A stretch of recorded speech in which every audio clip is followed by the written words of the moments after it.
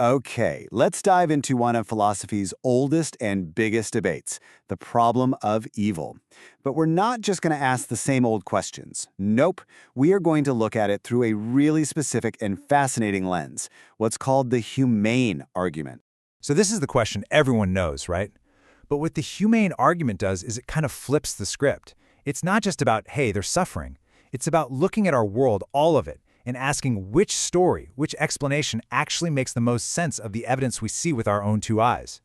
So here's our game plan. First, we'll figure out what makes this argument so different. Then we'll go back in time to the philosopher David Hume himself. We'll see how the argument is used today, and then, of course, we'll get into the counter-arguments. Because believe me, this is one very lively and ongoing debate. Right, so this is the most important thing to get straight from the beginning. We are not trying to prove a logical contradiction here. Think of it less like a math problem and more like a detective showing up at a crime scene. We've got the evidence, the world as it is, and we're just trying to figure out which hypothesis best explains what happened. And this is what really makes the Humean approach stand out. It doesn't just zoom in on all the bad stuff. It takes this huge step back and looks at the entire picture. All the joy, all the pain, the incredible beauty, the absolute horror, and it says, okay, all of this is our data. Any good theory has to explain the whole messy package. And this whole way of thinking was laid out just brilliantly by the 18th century philosopher David Hume.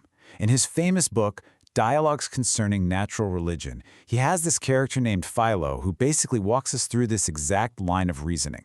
So Philo is looking at the world and he's thinking, how do you explain a place that has so much pleasure and so much pain?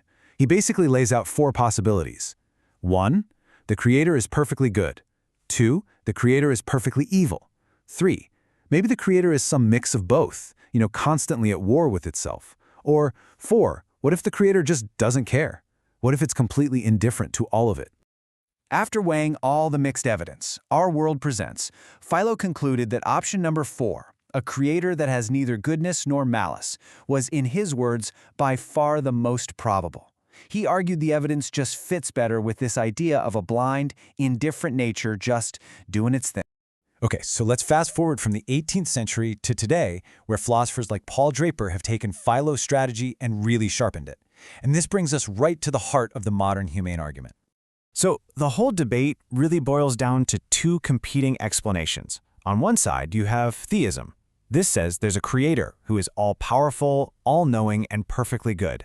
On the other side, you have what's called the hypothesis of indifference. And this one says, look, whatever forces are behind the universe, they just don't have any stake in whether we're happy or we suffer. And this leads us to the engine of the entire argument, what's called the central claim. And it all comes down to this idea of predictive power. The claim is basically this. If you knew nothing about our world, but you knew these two theories, which one would make you expect a world like the one we actually live in? The argument is that the hypothesis of indifference is a way better predictor of this chaotic mix of good and bad that we all experience. There's a perfect thought experiment to explain this. Imagine two aliens. One has only been told about theism, the other has only been told about the hypothesis of indifference. Neither has seen Earth. The theist alien would probably expect a world that is, overwhelmingly good. The indifferent alien would expect a random, messy mix. Now, which one do you think would be more surprised when they finally show up and see our world for what it is? The argument goes that the theist alien would be completely shocked. But wait, for one hypothesis to really be better than another, it can't just explain one thing really well. A truly strong explanation has to account for all the evidence. Let's see why this is so important. Let's go back to that detective analogy. So, you get home and you find a broken window on your back door. That's your first, most obvious piece of evidence. What's the best explanation? Well, you've probably got two theories right off the bat. Hypothesis A, a burglar. That seems to fit perfectly with a broken window. Hypothesis B, maybe some kids were playing baseball nearby.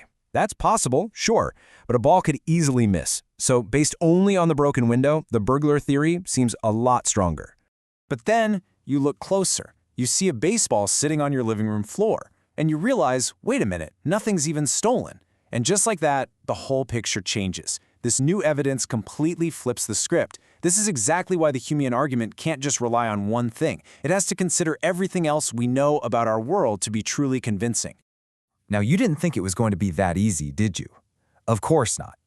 This whole thing is a live, active debate. And the responses to this argument are just as smart and compelling. Theists have some really powerful replies. Here are 4 of the big ones. First, they might argue that some good things like courage or compassion can only exist because there's evil to overcome. Second, they might question whether words like good and evil would even mean anything without God.